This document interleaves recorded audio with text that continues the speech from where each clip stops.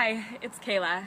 Today I'm going to show you how to do a proper downward dog flow, as well as give you some tips for how to improve your movement. So downward dog flow is 3 poses just linked together in a sequence.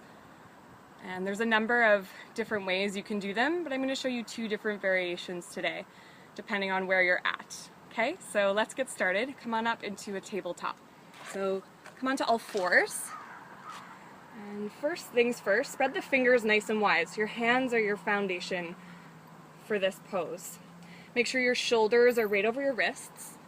Knees are right beneath your hips. From here, curl the toes under and lift your hips up. Okay, downward facing dog. So think about reaching your chest in the direction of your toes and reach your hips up towards the sky. So spine, back is nice and long. Just relax your head. Let it hang heavily.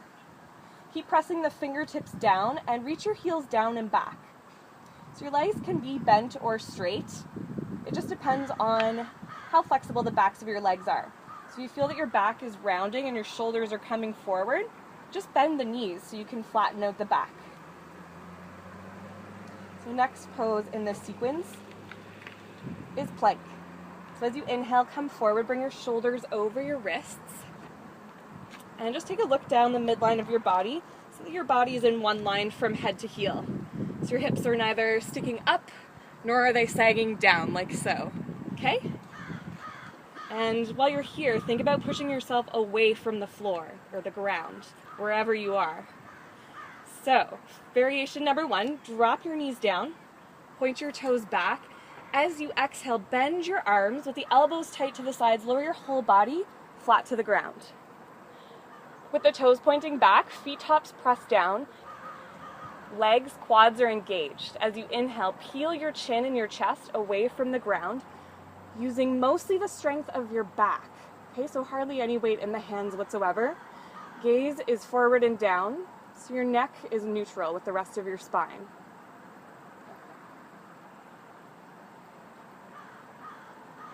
With your exhale, press your hands down. Come on back up onto all fours, just like we started at the beginning of the video. Curl your toes under, make your way all the way back to downward facing dog. Variation number 2. Inhale, come forward, high plank. Shoulders over your wrists, just like before. Now if you feel super solid in your high plank, I suggest you try this variation. So with your exhale, start to come forward on the toes. Begin to bend your arms and lower to the ground, but only lower halfway. Elbows are glued to your sides. From there, point your toes back and press yourself away from the ground. Inhale, upward facing dog. Shoulders draw down and back. Gaze is forward, maybe even slightly up, to stretch out the front side of your body. As you exhale, curl your toes under, lift your hips all the way back up. Downward facing dog. Inhale, exhale, breathe in, breathe out.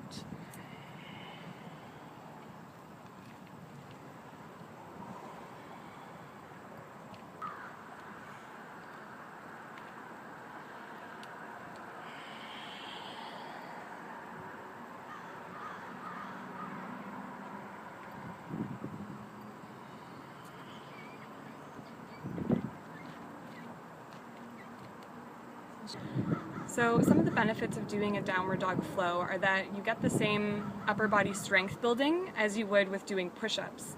However, because you're diversifying your movement, you also get to improve mobility in your shoulders, in the spine, to stretch the chest, and to stretch the whole backside of your body. And most importantly, strengthening your core, all of the muscles that wrap around your midsection. Some of the wonderful things about downward dog flow are that you can do it pretty much anywhere, whether you're in a park, at the gym, or in your living room. You don't need a lot of space. Downward dog used to be my least favorite pose when I first started doing yoga because I was so tight, especially in the backs of my legs and in my back from running and waiting tables, that I couldn't do it, and it was just really uncomfortable. So if that's how you're feeling, let me reassure you that with dedication and daily practice, you will see improvement. It will start to feel better in your body and you'll begin to feel stronger.